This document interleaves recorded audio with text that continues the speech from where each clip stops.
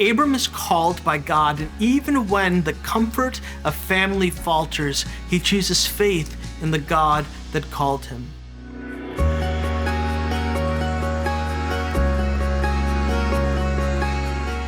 Welcome to the NIV Application Bible Podcast, where ancient truth meets your everyday world. Together, we'll explore what God's Word meant when it was written and discover how those timeless truths can transform how we live today. One of the interesting things about when you're reading the Bible is that the Bible story is, big word, recapitulates itself multiple times. That word just means it is retelling itself. And so I've got some scholar friends of mine who are Old Testament scholars, and they really want us to spend a lot of attention on chapters 1 through 11 of Genesis. Now, I've got a little bit of an issue with them on this because while I agree with them, the Genesis 1 through 11 really matters, I also think we have to add in Genesis chapter 12. You see, in Genesis chapter 11, you've got the story of the Tower of Babel. This is one of those core foundational stories that we grow up with inside of the church, or if you ever did a vacation Bible school, you probably did a Tower of Babel themed vacation Bible school. The Tower of Babel was this moment where humanity comes together, and in pride and ultimately arrogance, they tried to build what was called a ziggurat temple tower. It was a tower that had a little house at the very top in order to try to force the deity to come down. And so really what's happening is when God gives Adam and Eve the Great Commission to go out, he wants them to go out and into the world. But notice what happens in Genesis chapter 12. Instead, they try to get God to come down by going up to him. And so in Genesis 11, what we actually have is a rebellion that's taking place. And Genesis 12 is the postlude to that rebellion. Now, I'm a Marvel kind of fan. I'm a nerd in so many different areas, and Marvel just happens to be another one of those. And one of the things that we came to love at the end of Marvel movies are these post-credit scenes. You know what I'm talking about. You wait for the credits to go, and then at the very end, there's this little glimpse that happens that gives you an indication of what's going to happen after it. Well, in a way, Genesis 12 is the post-credit scene to Genesis 11. Yes, the nations of the world are disinherited. They are spread out. They are diversified by the loss of the one language that they had, and now they have all these many languages. But then in Genesis 12, you find something fascinating. God calls a man, Abram, and his family to follow after him. First, we have to look where Abram is actually called from. One of the things I absolutely love about the NIV Application Bible are the maps we find in them connected to the biblical storyline. Let's look at one of them that I think is absolutely fascinating. It is the journey of Abraham.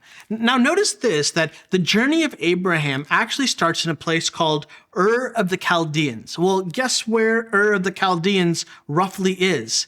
Babel. It's the epicenter of rebellion that God actually calls Abraham out of. And not only that, but he makes a journey from Ur of the Chaldeans all the way to Haran. One of the things you need to know about Ur is that this was likely the location of a temple for the moon goddess Sin. Abram is being called out of a context where the people were following after false gods. Notice the next place that he stops is Haran. Really interesting note. This was another location where there was a temple to the moon goddess. You may notice that it's here at Haran that Abram's father Terah and his brother Nahor stay back as Abram goes forward in obedience to the call of Yahweh on his life. I tend to think that part of the reason Terah and Nahor stay back is because for them, the risk was just too great. In the ancient world, if you left the territory of the God that you served, you left the protection that that deity would provide. So it's likely that Terah and Nahor were like, nah, Abram, we're out. I recently took my 3 boys out to dinner for a dad-son's date. They are 14, 12, and 10 now, so they prefer a guy's dinner hang, but whatever. We usually eat sushi together because my wife is not a fan of seafood at all. So her and my 5-year-old daughter had a mommy-daughter date while we enjoyed some good sushi. I came across a post with a series of kind of valuable principles that dads should teach their sons, and we went through them that night as we were eating. And one of the principles was this: learn to stand alone when necessary. You see, the idea was that sometimes you will have to stand for your beliefs even if you have to stand alone. Abram is called by God, and even when the comfort of family falters, he chooses faith in the God that called him. Let's look at Genesis chapter 12, verses 1 through 3. The Lord said to Abram, "Go from your country, your people, and your father's household to the land I will show you. I will make you into a great nation, and I will bless you. I will make your name great, and you will be a blessing. I will bless those who bless you, and whoever curses you, I will curse. And all peoples on earth will be blessed through you." The application note in the NIV Application Bible captures all this powerfully, saying, Abraham is a hero of the faith, obeying God's commands and trusting God's unbelievable promises. His descendants through Isaac, a child born by a miracle, became God's treasured inheritance and a channel of blessing to the world.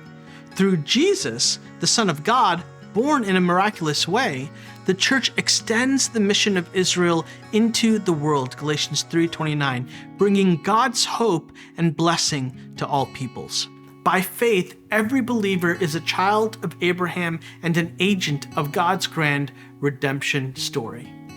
Friend, sometimes God will call us to do things that may not seem to make sense.